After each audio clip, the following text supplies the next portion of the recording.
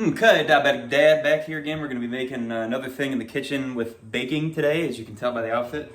This is again coming from the Diabetes Cookbook and meal plan for the newly diagnosed by Lori Zanini. Lori, if I'm pronouncing your name incorrect, I do apologize. But this, not that you're watching obviously, but this is going to be the oat and walnut granola, which is on the back page of the chocolate and zucchini muffins that you might see in another episode. This granola has become literally the only thing I eat for breakfast. I put it into some Greek yogurt, plain, no-fat Greek yogurt, not very exciting. I put in some blackberries, which are phenomenal, and some flaxseed. In the summertime, I grow a little mint plant out on the deck there, put a little mint leaf on top. It's actually very filling and pretty delicious. Granola, didn't really know this, but it's got a lot of sugar in it if you buy it from the store, a lot of added sugars, and so this is really a pretty natural way. The sugar sources here are naturally occurring. You get a little bit from some unsweetened applesauce and then a little bit from some dried cherries. And then otherwise, it's just a really nice texture to mix in with the yogurt, to mix in with the berries, and it's pretty good for you. So that's what we're making here today. Basically, we need 4 heaping cups of old-fashioned rolled oats. We need about a full cup of some walnut pieces. We've got some Pepitas here, half a cup of those, which is just a fancy term for pumpkin seeds. We're gonna talk about the applesauce, we're gonna talk about the cherries. I'm gonna throw in some Hemp Hearts for a little bit of added protein. Coconut oils make another appearance here, as is cinnamon, ginger, vanilla extract, and just a pinch of salt. And so this is really an easy one to whip up. You're just basically going to get some parchment paper, put it on your baking tray. I actually just ran out of parchment paper, so we're gonna do it with the best that we can. And basically combine all these ingredients. It's very simple, very quick. Throw it in the oven, 350 degrees. If you want to make the muffins first and then you want to put these in next, or vice versa, you can do that with the same time. And it is, I guess the secret, as they say, is to let the granola stand after it comes out of the oven. So we're going to put it in for about 15 minutes. We're going to stir it around, put it back in for another 15, and then when we take it out, you're going to be tempted to try it. You just want to let that sit for as long as you can. And then once it is sat, that's how it clusters, that's how it kind of clumps up. And then you're going to add in the cherries, you're going to add in the hemp seeds, and then we'll put it into a little container. It stays for about 2 weeks in an airtight container, so it's good. We're making enough for about 10 to 14 meals. And so this can be a breakfast standby. Pretty good. So first thing we're going to do in this large bowl here is toss the oats, toss the pepitas, toss the walnuts, and we're going to add the ginger and some cinnamon. Now we're going to use our same old trusty teaspoon mixtures here. So we're going to do 1 full teaspoon of ginger, 1 full teaspoon of cinnamon. Not to be confused with tablespoon. Teaspoon is one that's just TSP. Tablespoon has the B thrown in there. Again, you put a little bit more than a teaspoon of cinnamon, no one is going to complain, nor will they for the ginger. Nice to have some flavors, nice to have some spices. We're actually going to use this measuring cup for the dry mixture, and the wet mixture I should say. Wet mixture is just going to be half a cup of applesauce, which is again the exact size that these little cups come in. Conveniently, we're also going to need half a cup of coconut oil, so you don't need to get a new measuring cup dirty there. Just use that applesauce and dump her on in. And then again, we're doing the dry first in the teaspoons because we're going to need a teaspoon of this vanilla extract, I believe. So we use wet second so that the dry stuff doesn't stick in there. And then we do need 1/4 teaspoon of salt, which is going to go into the dry mixture. I don't know, I'm using a little bit less than 1/4 teaspoon. I don't necessarily need the salt in these things. Spill the salt. Alright. Spill the coconut oil. I'm not going to throw that over my shoulder because, as I mentioned, coconut oil is rather expensive. And this is not anything I really want to lose any more of than I already have.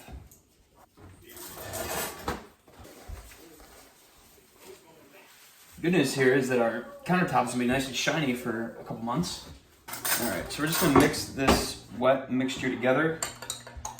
So so that it's ready to go. Basically what I'm gonna do is I'm just gonna hand toss the dry mixture until it's all combined, mixed up, and then once that's done, I'm going to pour this wet mixture over it.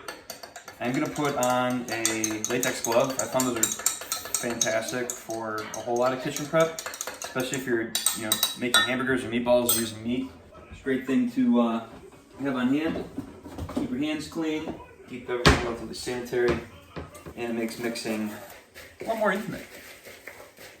You really get to be one with the food when you're touching with your hands before you put it in your body, stuff your face. All right, so that's all mixed together. We're gonna slowly add in this wet stuff. And kind of be just mixing it as we do. Get it all in there. Mix this puppy up. Again, you don't really want there to be any sort of dry, straggler pieces of oats or pumpkin seeds or walnuts while you're doing this. You want to just make sure it's nice and evenly mixed. Good distribution of liquids. And then once you feel like you're in pretty good shape, we're just going to basically dump this out onto the baking tray. Pat it down a little bit so it's nice and even there. Don't want it to be too high up, otherwise it won't really cook all the way through. Don't want it to be too thin though, otherwise it might burn. There we go. Got some nice granola there, ready to go into the oven. Again, like I said, we're going to need it to be cooking for about 15 minutes before we're going to open it up, stir it up, and then put it in for another 15. All right, halfway point on the granola. We're going to take it out of the oven, stir it around, put it back in. Again, everything, oh my God, every time we open the oven, just the wave of heat. Here's what it looks like right now. Just going to kind of move it around a little bit so it doesn't get burnt. Trying to keep it on this parchment paper. It's gonna make it a lot easier to get this into whatever container you want to keep it in. If you can just kind of roll it up in the parchment paper and kind of funnel it out. But that's gonna be impossible to do because we ran out of parchment paper today. So here we go, going back in another 15 minutes. All right, so we are taking this granola out of the oven. It is now possibly a little bit burnt on the edges, but still it's ready, it's pretty good. So what's going to happen is we're going to let this sit for half an hour, an hour and a half. New Year's Eve, we got all the time in the world. And then once that has settled, we're going to put some of these hemp hearts over the top. And we'll put half a cup of these Bing cherries over top as well. Going to mix them together, pour them into a little container like this. So we'll keep them for a week or two. I've got a couple left over from the last batch that I made. Per serving, it's about a third of a cup. And then you just put that in with the Greek yogurt I found with flaxseed and the blackberries, raspberries, blueberries, whatever berry you want to put in there. Really great breakfast to get the day going. All right, we've got our hemp seeds and our cherries on there. Okay, so we're just gonna go ahead and mix up some of this granola that we made the other day in with some Greek yogurt. Packs quite a protein punch, 17 grams. We're gonna do just a third cup of this granola mixture. Get a third cup of blackberries. They're not fresh this time of year, so what we're eating here are mures because they are coming to us from Mexico. And here you see Bob's Red Mill again. We're gonna do 2 tablespoons of some organic flaxseed meal. Again, some extra protein, some more antioxidants, amino acids, all the good stuff. This has become a breakfast staple. Hope you enjoy it.